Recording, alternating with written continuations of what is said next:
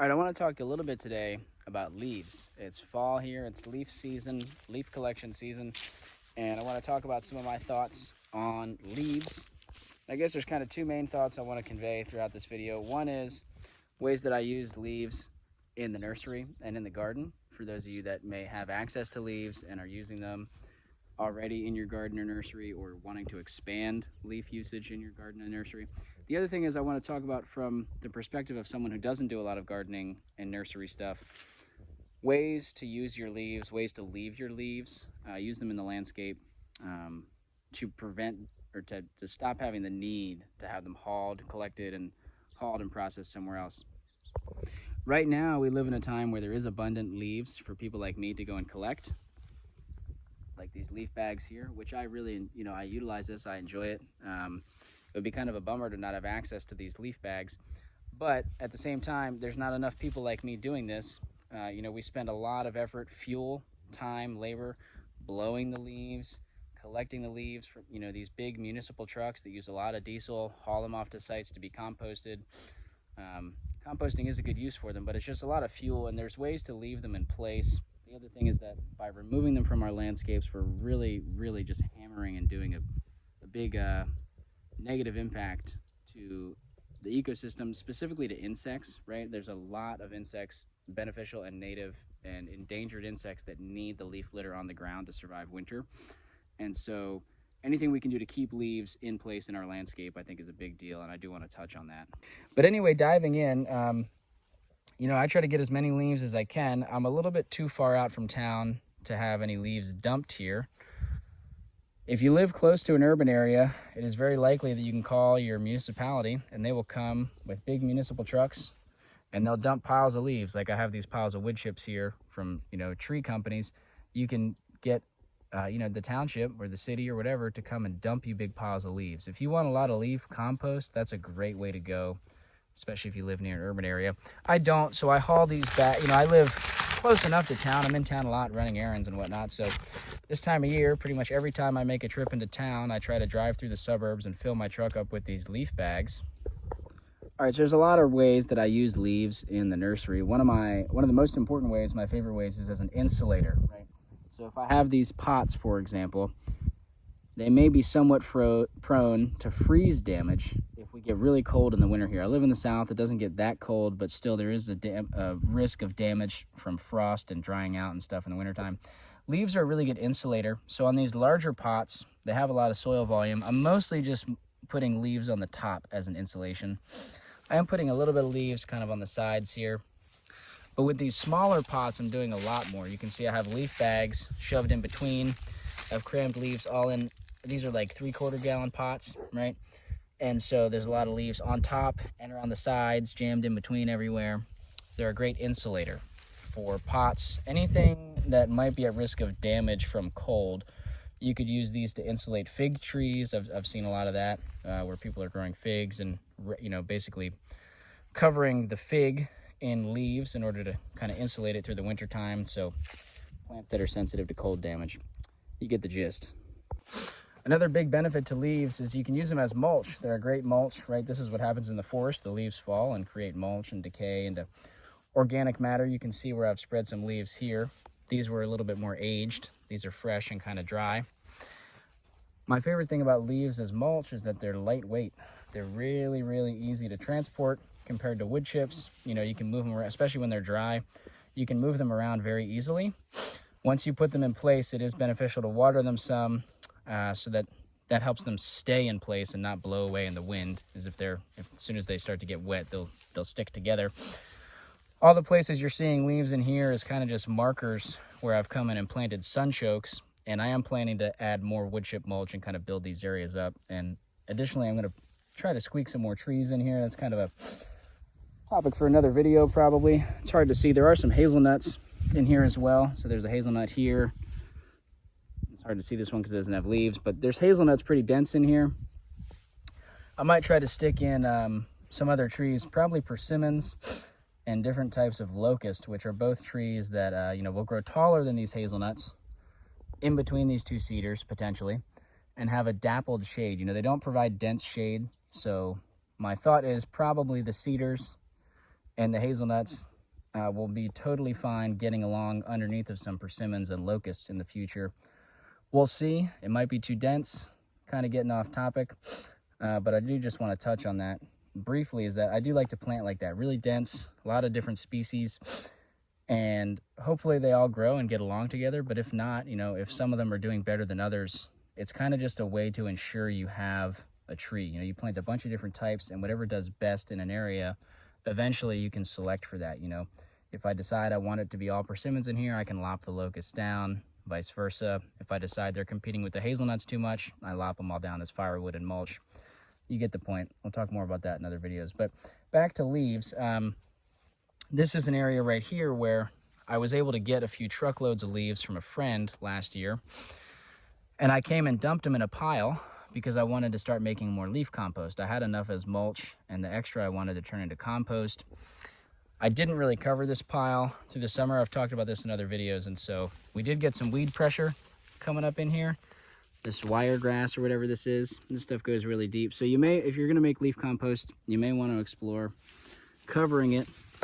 But this stuff in just one season has broken down really well. This is great for growing trees, putting around the base of trees that you're transplanting, incorporating into potting mixes and garden beds. This is really good, valuable organic matter, carbon. And all I did was drop leaves in place and walk away. Like I said, maybe throw a tarp on it would be a good idea. There's another pile of older leaf compost that I got dropped off from a municipality, right? So leaf compost, very valuable to me in the nursery. More so the nursery than the garden, but I do use a lot of leaf compost in the garden that I'm building out over here as well. And this year, I'm gonna be making my pile over here so that it's closer to the nursery and the garden. You know, having your pile of compost and mulch as close as possible is kind of a big deal. You don't wanna be hauling it further than you need to. And I'll stop recording for a second, and what I'm gonna do is I'm gonna dump all these extra leaf bags here. I'm kind of sorting the pile a little bit. Sometimes when you get leaf bags, it's a mixed bag, literally. There was a lot more woody material, stems and grass and sticks and stuff in some of these bags, and so I'm having that more towards the front because that might take longer to break down.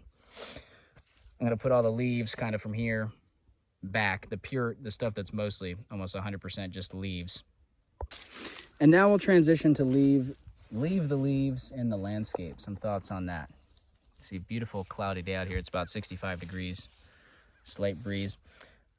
I prefer to leave most of my leaves in place. I rely heavily on getting leaves from town, which I like to do. But again, it would be better if everybody just left their leaves in place. I think is, for the most part, you know, probably better. I don't want to make sweeping generalizations, right? There's certainly some times where it makes sense to remove leaves, right? But across the board, we really need to be leaving leaves everywhere that we can to support insect habitat. So you can see here, we have a lot of trees, right?